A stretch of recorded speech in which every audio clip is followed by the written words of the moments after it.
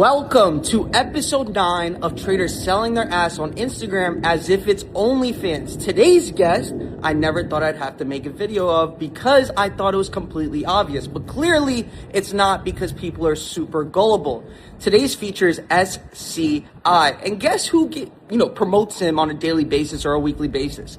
TRADEBYSCI and Nour Ashraf.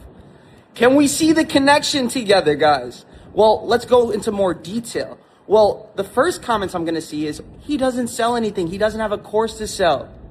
He has an unregulated broker that's offshore that he promotes to you guys. How do you think he's making his money? From your deposits and the money that you lose in that market. He's making millions of dollars. Forget about selling a course. If I'm the broker, oh my God, why would I ever sell a course? Step 1.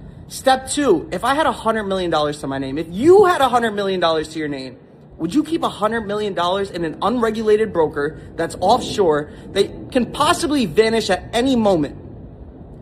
Can we start thinking as humans here? Why do we fall for this dumb shit online? Oh, well, he gives good trade ideas. Oh, wow. So why don't we just give trade ideas without claiming we made $100 million? Can we just start thinking?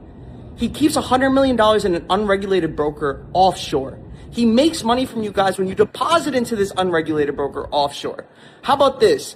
If he deposits $20 million, which is 20% of the $100 million he's claimed he's made, into a regulated broker like Charles Schwab or Interactive Broker and records it, not screen record, not screenshot, actually record it, I'll delete my Instagram. And it's just funny how he's promoted by TRADEBYSCI because he uses their platform, and Nour Ashraf. You see how all this is all connected? Let's start thinking with our brains, guys.